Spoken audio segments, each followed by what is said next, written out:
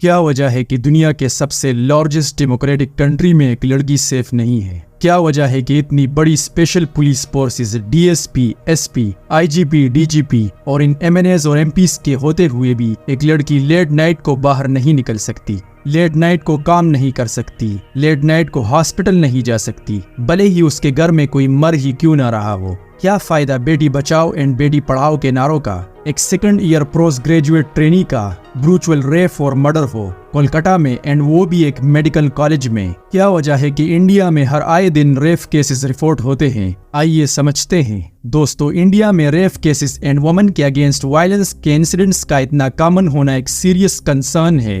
इस पर कंट्रोल पाने के लिए पहले हमें यह समझना होगा कि ये प्रॉब्लम इतना प्रेवलेंट क्यों है। नंबर 1, पैट्रिक सोच एंड जेंडर इनइक्वालिटी। इंडिया में पैट्रियार्कल सोसाइटी डीपली रूटेड है, जिसमें मर्दों को ज्यादा पावर एंड कंट्रोल दिया जाता है। इस माइंडसेट के चलते कई बार लड़कियों को सेकेंडरी स्टेटस देकर उनके साथ भेदभाव होता है। लड़कियों की इंडिपेंडेंट चॉइसेस और उनकी आजादी पर रिस्ट्रिक्शंस लगाए जाते हैं, जिससे वो वनरेबल बनती है। जेंडर इनइक्वालिटी की वजह से वुमेन के साथ ऑब्जेक्टिफिकेशन होती है, जिससे क्राइम्स अगेंस्ट वुमेन को लोग इतना सीरियसली नहीं लेते। नंबर 2, कानूनी कमजोरियां एंड इम्प्लीमेंटेशन की कमी। कानून बने तो है, लेकिन उनका सख्ती से इम्प्लीमेंटेशन नहीं होता। पुलिस और लीगल सिस्टम में डिलेस एंड लूप होल्स के कारण अक्यूज्ड को सजा देने में देर लगती है। इन्वेस्टिगेशन एंड ट्रायल प्रोसेस में करप्शन और पॉलिटिकल इन्फ्लुएंस की वजह से केसेस वीक पड़ जाते हैं। विक्टिम्स को अपने केसेस परसू करने में ऑब्स्टिकल्स का सामना करना पड़ता है, जिसमें शेम एंड सोसाइटी का प्रेशर भी शामिल होता है। Number 3, lack of education and awareness. Educated and aware society ही वुमेन्स राइट्स एंड रिस्पेक्ट को समझ सकती है, लेकिन रूरल एरियाज एंड कुछ अर्बन पार्ट्स में भी लोगों में अवेयरनेस की कमी होती है।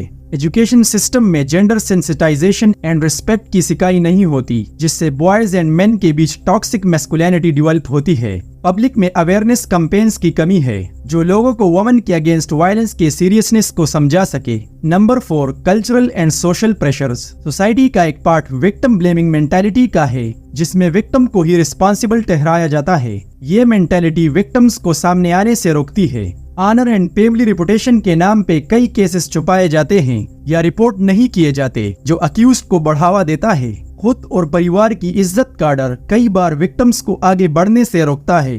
Number 5, weak law enforcement and delay justice. Law enforcement agencies में प्रोफेशनलिज्म की कमी, करप्शंस और रिसोर्स क्रंचेस की वजह से केसेस को ठीक से हैंडल नहीं किया जाता। कोर्ट्स में केसेस की बड़ी संख्या और स्लो प्रोसेस की वजह से जस्टिस डिले होता है, जो ना के बराबर होता है।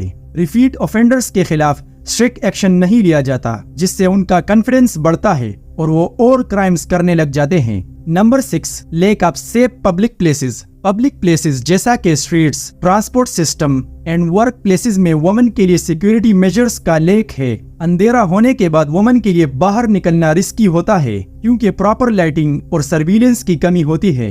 Safe transport services and women friendly infrastructure की कमी भी क्राइम्स अगेंस्ट वुमेन के लिए कंट्रीब्यूट करता है।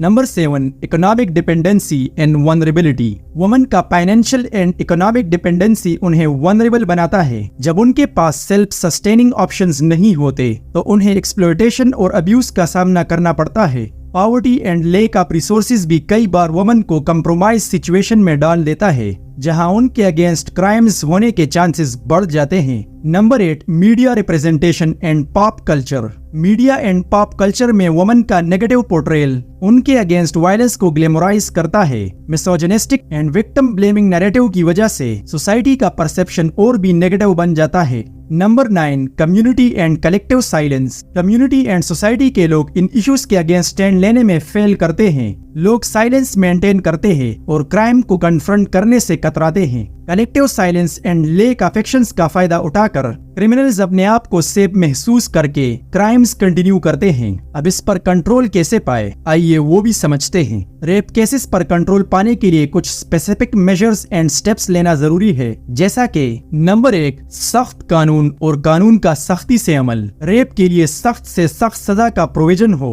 जैसा कि लाइफ इम्प्रिजनमेंट या death penalty in extreme cases. Fast track court बनाए जाए जो रेप केसेस को जल्दी से हैंडल कर सके, ताकि इंसाफ जल्दी मिले। विक्टिम और उसके परिवार को प्रोटेक्शन प्रोवाइड की जाए ताकि वो बिना किसी डर के अपनी आवाज उठा सके। Number 2, awareness and education. Schools and colleges में जेंडर सेंसिटिविटी एंड रिस्पेक्ट की एजुकेशन देना जरूरी है। सेक्स एजुकेशन को सिलेबस में शामिल किया जाए जिससे लड़कों और लड़कियों को कंसेंट एंड बाउंड्रीज की इम्पोर्टेंस समझ आए। पब्लिक कैंपेन्स चलाई जाए जिसमें रेप को as a serious crime highlight किया जाए एंड लोगों को इनकरेज किया जाए कि वो अपने आसपास ऐसे इंसिडेंट्स को रिपोर्ट करें। Number 3, surveillance and security measures. Public places जैसा कि schools, colleges, hospitals and offices में CCTV cameras and security personnel deploy करने चाहिए। स्ट्रीट लाइटनिंग को इम्प्रूव किया जाए ताकि अंधेरे वाली जगहें सेफ हो। वुमेन के लिए सेफ ट्रांसपोर्ट ऑप्शंस इंश्योर किए जाए जैसा कि लेट आवर्स में वुमेन ओनली ट्रांसपोर्ट सर्विसेज या राइड शेयरिंग एप्स जिसमें वेरीफाइड ड्राइवर्स हो।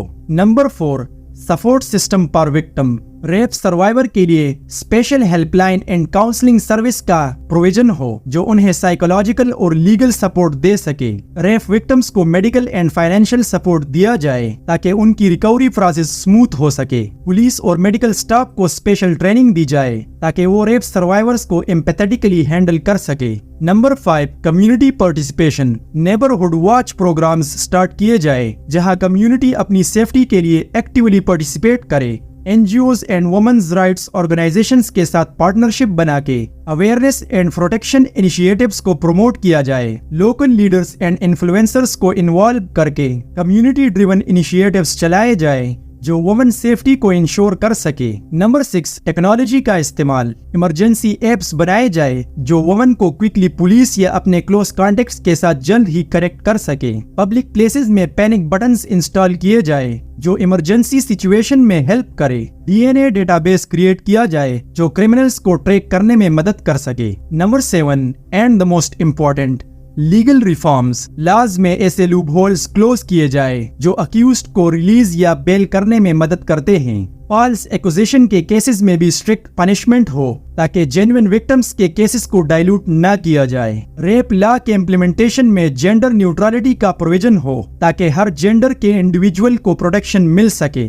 दोस्तों, इस वीडियो का सेकंड पार्ट बहुत जल्द ही आने वाला है जिसमें मैं अपना ओपिनियन दूंगा एंड वो ग्राउंड रियलिटी पर बेस होगा, तो इंतजार करें।